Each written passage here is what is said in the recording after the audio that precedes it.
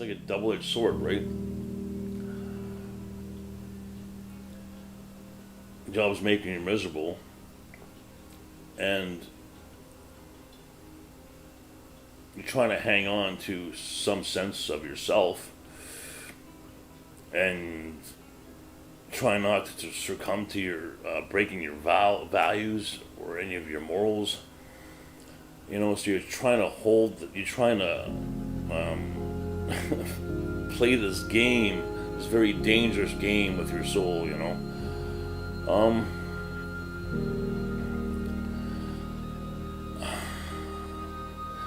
And you could lose all your money and the people you love through this process. But what I found out was I completely lost myself. Not because of the drugs or the mental illness. I became something else because I stayed in that business.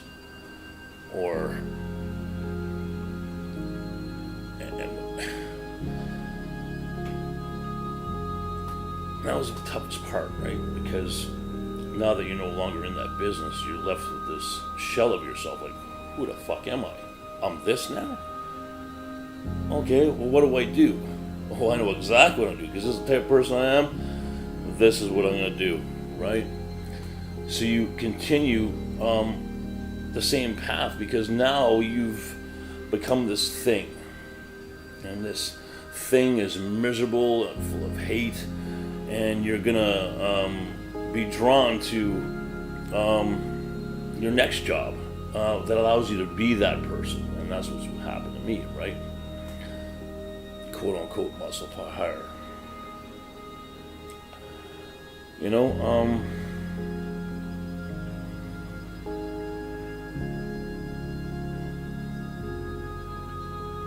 And then the light bulb finally goes off, and just like,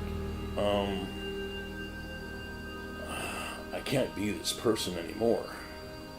It wasn't like, oh, I can't handle this mental illness anymore. Oh, I can't handle being a drug addict anymore. Oh, I can't handle being an alcoholic anymore. It was like, who the fuck was I when I was 18? When looking everything back, like, let's see if we can find that guy again. What was that guy at 18 thinking about? What was the dreams of that 18-year-old? What was his aspirations? Of course, besides fucking getting laid, because 18-year-olds, that's all they think of was getting laid, right? And driving home from out west, dude, it was like, it's impossible. I've done too much, I've come too far. There is just no way to change what I became. And it all started from being in a job that I didn't like. Actually, like is a soft word. Like, I fucking hated going to work. I fucking hated it. I can't stress how much I hated it.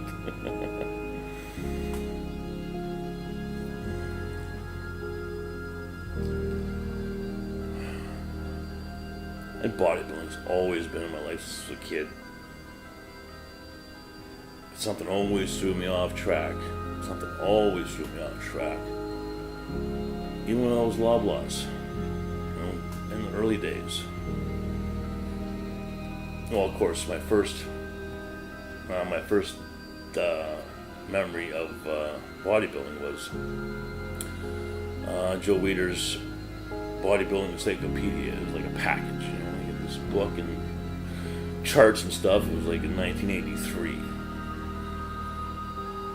And I always went back to it, and like I said, could never stick with it, right? Like, even when I got really sick when I was off, probably 2013, just a couple years before I would let go. I figured it out. I had figured it out. But given that situation at that time, I just couldn't pursue it. lot of reasons. But that stuck with me. It stuck with me. You know, I even remember saying in one of my past videos, you know,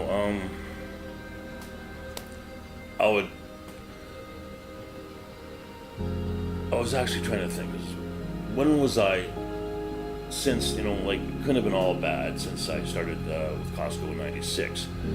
There must have been some points in my life where I was really happy. You know, there must have been some points in there. And a lot of those, the two of those times was when I was actually into bodybuilding, really into bodybuilding. You know, 1998, me and my first wife were really into it. Like, we actually had a gym in our house, like fucking serious fucking gym. You know, I think we spent almost over 10 grand on it. You know,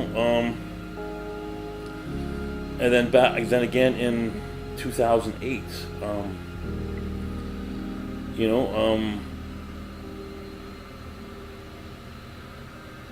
working out made me happy, but just couldn't sustain it. I just couldn't sustain it. I wouldn't make it a priority over everything else. My job always came before that. Always came before that. You know? Came before your happiness, your own happiness. You know, you have to plan for your escape. You have to, if you're in a shitty job, you know, and you want to follow your passion, you have to plan for it, you know. But what you fail to say is it's going to be a hell of a lot more than that. It's going to be, you have to take a pretty good look at who you are now, you know. And that was probably one of my biggest challenges. The job became who I was. Like, that's what it was. This character, this turbo, this number one. You know, there was no Scott outside of work and Scott at work. It was the same guy. You know, living the same story, living the same craziness. There wasn't a separation. There wasn't a home life and a work life. You know, that was the hardest part. Was, well, this person doesn't know how to do anything else. Here's the truth. Nobody fucking knows, and nobody's an expert. Why? Because there's no studies. There's no long-term studies on any steroids. There isn't. I've looked. I think one of the longest studies was done on a steroid called Anadrol. And can you listen to this? This is the shit that I'm talking about. Perfect example. If you go and you research the steroid Anadrol, it tells you a list of side effects that you can get from it. One of the side effects is liver toxicity, right? That's the big one.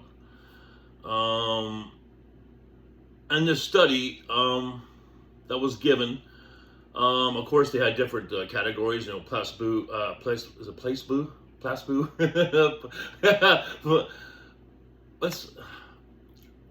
placebo. Oh fuck, you guys know what I mean. They had like different dosages, right? And there was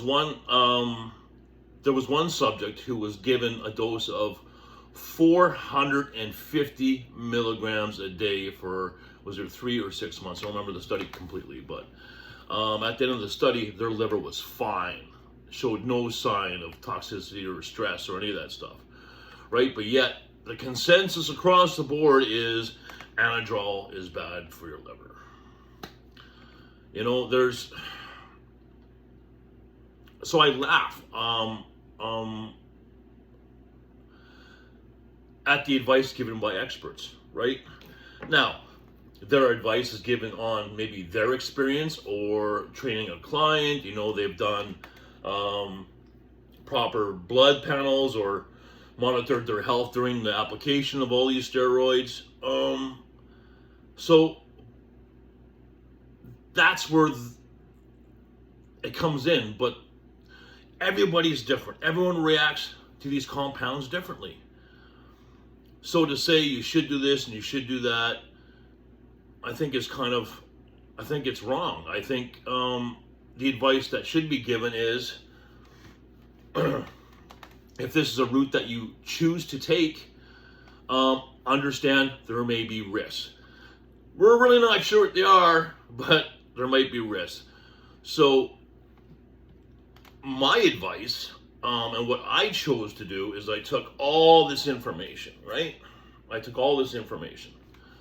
I said, okay, I have all this information here. Where do we begin? And you start small with your dosages, and you stay disciplined with that. The average person, that includes myself, can't afford to spend the kind of money that it takes to get all these tests done. Even if you can afford it, to get in line for these tests, it's hard. The system's not set up for this type of thing, right? The doctors don't know nothing. They're just, the doctors are taught, oh, that's bad. Doctors don't, you can't sit down and have a conversation with a doctor. You have to go to one of these so-called experts or a trainer that has some experience with their clients or themselves, and they're making their judgment and assessments based on some of their clients. But I assure you, all their clients react differently, right? So to say steroids are bad, they're gonna fucking kill you, sorry, I just don't believe that. Now, can someone take a shot, a pill of Anadrol or too much test and fucking have a heart attack? Yeah, if they have a position for it. It's like if I have a peanut and I have a peanut allergy, I'm gonna die. Someone else doesn't have an allergic reaction, is not gonna do nothing. So if you choose to go this route, and I think I said this before, try and educate yourself as much as you can. Like, take what these people say but not with a grain of salt. Just kind of like, and then determine your own course. But your own course should be very small. Try 250 milligrams of testosterone a week for a month. How do you feel? Are you getting any of these side effects? Like, in my opinion, if I get a side effect, I don't take something to counteract that. I drop the dosages. So when you hear about all these bodybuilders dying, they're taking like 3-4 grams of gear, 4,000 milligrams in total, of gear, and they're probably eating fucking ice cream and fucking pancakes, and they're probably mitigating the side effects with all kinds of AIs. That's how you die. That's how you die.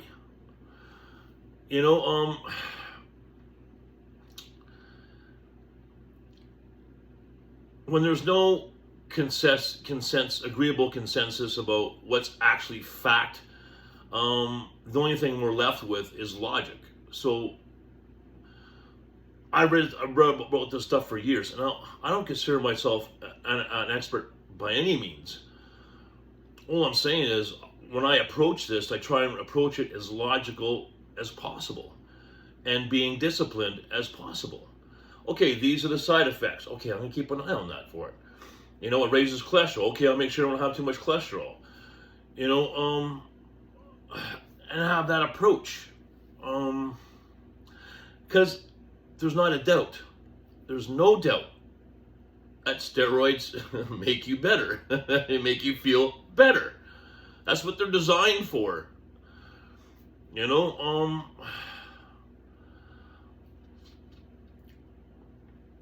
There's days I can articulate things a lot better than some days.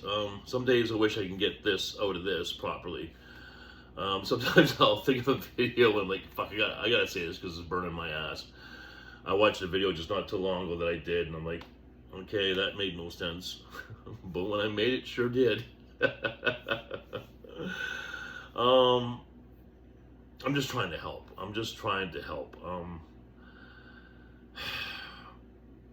It's just, I'm hearing everyone jump on the bandwagon right now about steroids are bad because these bodybuilders are dying. There are so many factors that go into someone's health, that go into their mental health. You know, we're very rarely ever given all the facts and the true picture of what's actually going on in this person's life. You know, there's like Rich Piana's death is still a fucking mystery. You know, and people have been speculating for that over the last 5 years, and now it's come out of the closet where he's been injecting silicone, and that may have been the cause of his death because the silicone was leaking and making him unhealthy. Like, it's just holy fuck, you know. Separating the bullshit and the noise and the untruths with the lack of transparency, you know.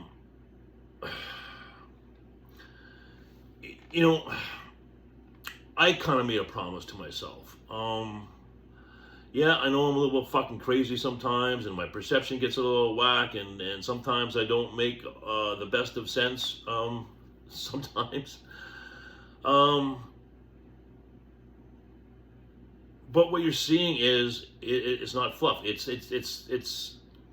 transparency. If I do a video where I'm off my rocker, well, that's the way it is. Like there's no I'm not trying to sugarcoat anything. Like there's for example, there's one video where my arms look fucking buffed. I'm like, some people would want to make sure that they always shot at that angle. Well, I'll do a video that's previous to that my arms look fucking tiny. You know, you're getting a real representation of what's actually put in front of you. Am I trying to make a point? What were we talking about? Oh yeah, just the steroids. Yeah. And a lot of it too is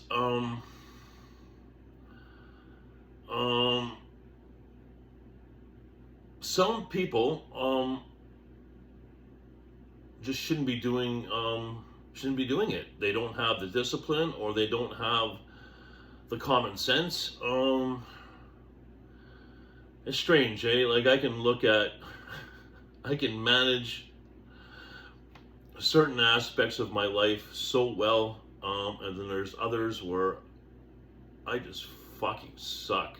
It'd be nice if I could approach certain aspects of my life with the same discipline, you know, as my my diet or using steroids. Like I just never seem to go off track or get off direction on that. It's weird. I don't fully understand it.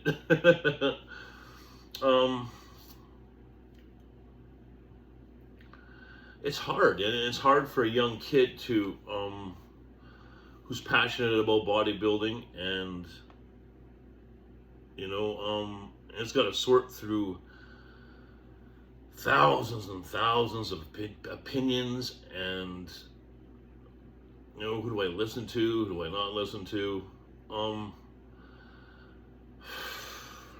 and some of these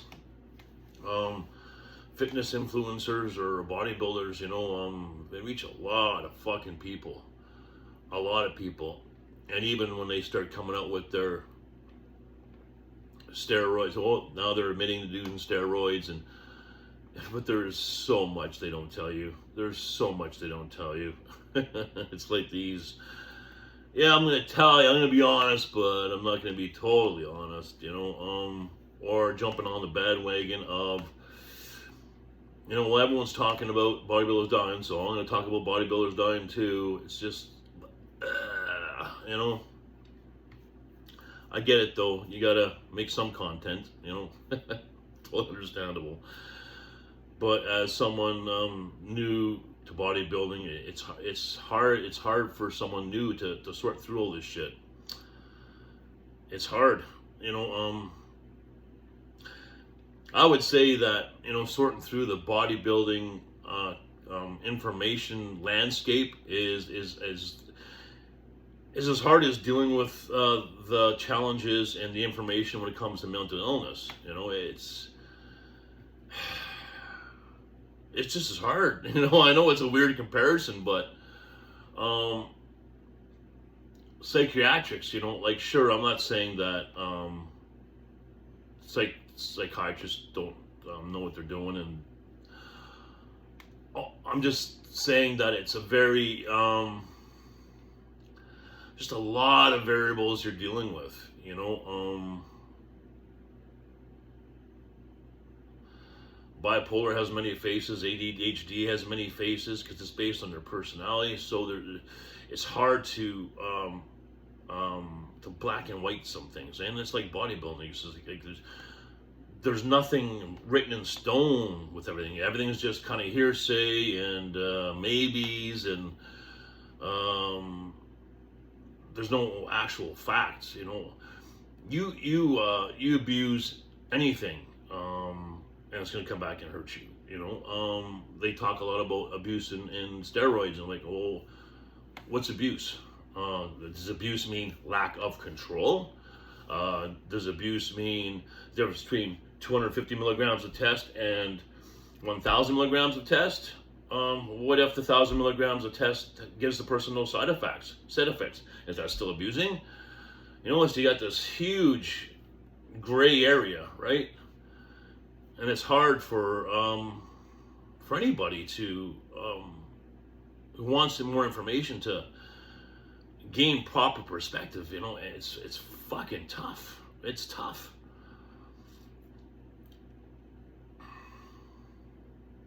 It's really hard.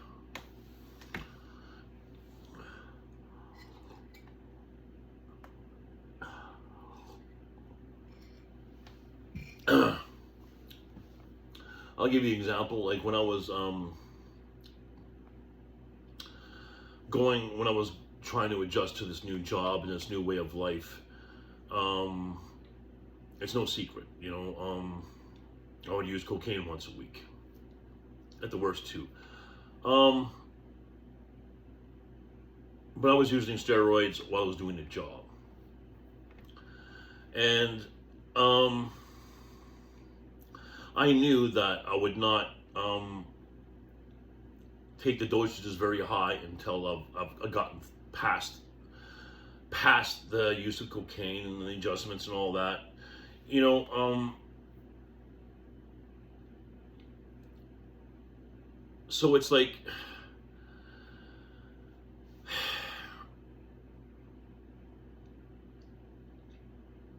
for an example, Anadrol. It's, you know, hypertension, high cholesterol, you know, it's something you really don't want to be combining with cocaine. Well, you shouldn't if you listen to what the side effects have to tell you.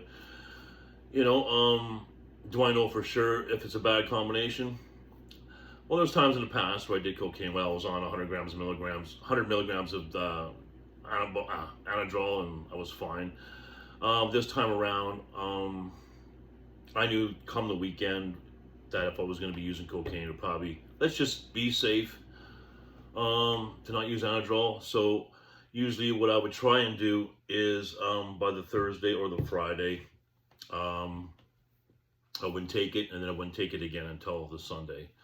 So I'd have like a two-day gap. Now I know what some of the experts are thinking, well, what about the half-life? Well, Anadrol only has a 15-hour half-life. So by the time I actually did use cocaine, the amount of Anadrol in my body system would be very little. Or there'd still be some, of course, but there definitely wouldn't be 100 milligrams pumping through, you know. So I try and take that approach.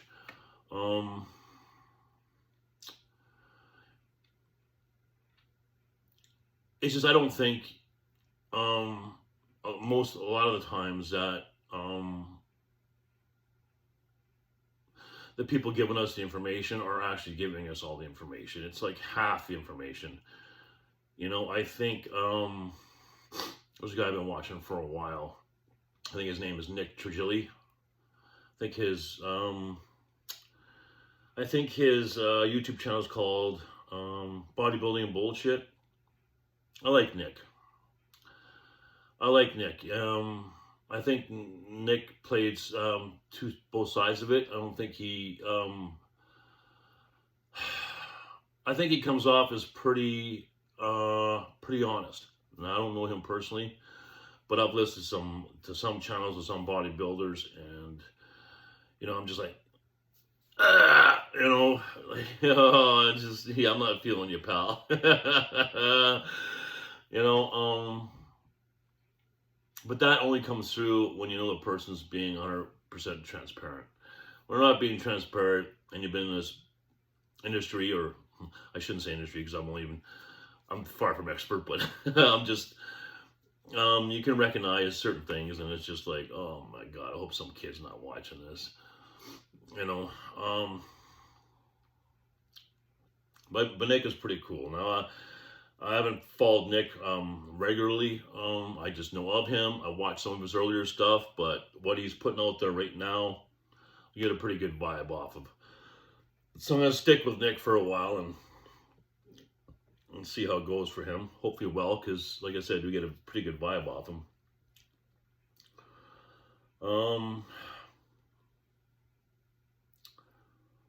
What else do I want to say?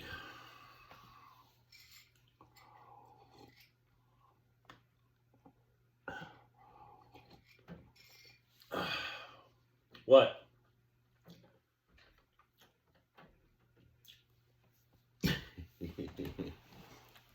I want to say hello.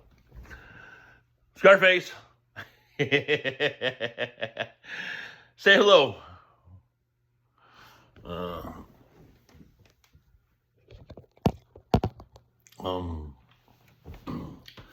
Yeah, so the truth is, there isn't long-term studies. There isn't so-called experts. There's a lot of information and misinformation that you got to sort through and try and approach things with logic. You know, and that's just the fucking truth. That is the absolute truth. You know, no one fucking knows. Nobody knows. Nobody knows.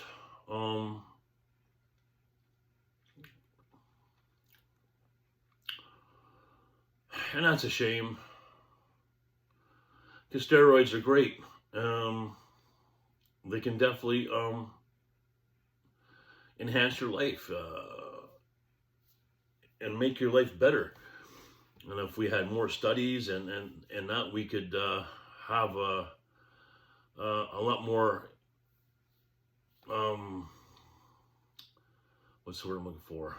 A lot more fact-based information as opposed to circumstantial and that kind of thing. Okay, that's all I want to say. If I see you guys again, take care of yourself, take care of each other. God bless you all. Oh. Mental wounds not healing, life's a bit of shame. I'm going off the rails on a crazy train.